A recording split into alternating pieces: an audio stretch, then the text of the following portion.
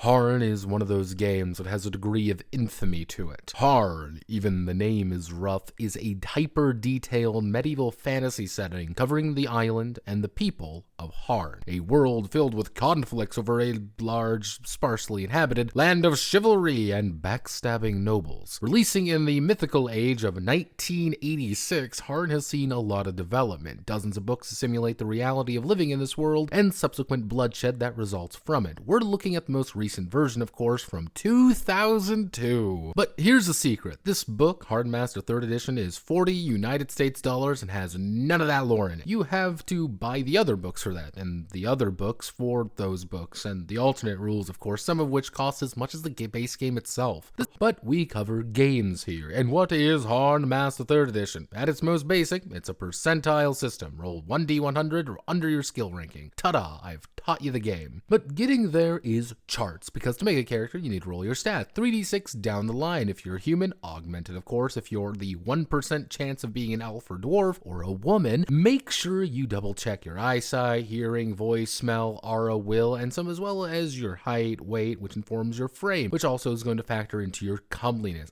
Fuck. Make sure you also note your sun sign down, which is derived from your birthday, culture, which is sold separately of course, and also your social class to determine your initial occupation. Well, that's not your initial occupation. You're going to roll for your parents' occupation from your background, which is then allowing you to either embrace your lineage, increasing the effects, or go on a different path and get half the value of one of your family's career skills. Pretty simple, right? So, skills. There aren't many skills, but every one needs you to determine a skill base, which is 3 attributes averaged out, adding any modifiers from your sun sign, of course. Then you'll multiply it by usually 1 to 4 to determine your opening mastery level. As a pretty basic example, our law skill is our voice, intelligence, and willpower averaged together. We'd only open it at ×1 though. However, we rolled miraculously, as it is about a 1 in a million chance, become a litigant with law 4, meaning our skill base of 12 becomes an opening mastery level of 48. We did it! And get ready to do that for every skill you manage to get, which may only be 1 or 2. And did you want to be a priest, psionic magician, or in the army? Well, those are a few different roles to manage. Details. Heavy details, but you're going to also get some option points to spend on opening new skills or increasing the skill base of your skills by 1. You're going to get 5 of these right off the bat, and this is not a lot. Development is slow, building up via skill maintenance points, employment, natural development, and a variety of other situations, which to of course build things up. Combat, that's what you monsters want. Bloodshed and misery on the battlefield of glory. Harn uses location-based injury system, focusing on making an attack roll versus a defense roll.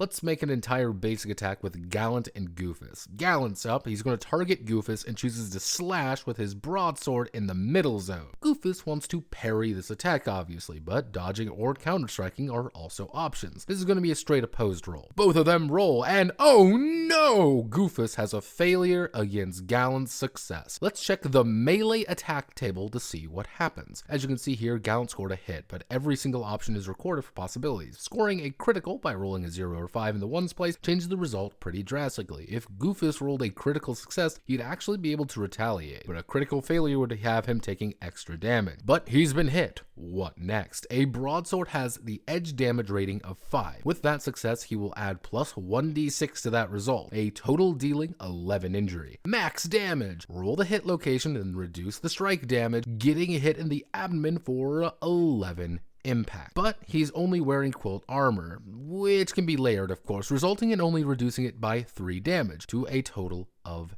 8, which is going to be a serious 2 wound, increasing his injury rating by 2, which is a -10 to all rolls and actions. Should they suffer more injuries than their endurance can handle, Goofus would have been KO'd, suggesting that he didn't get hit in the head, nearly killing him. And that's Harn in a nutshell though. What, you want me to go over all the other rules in this?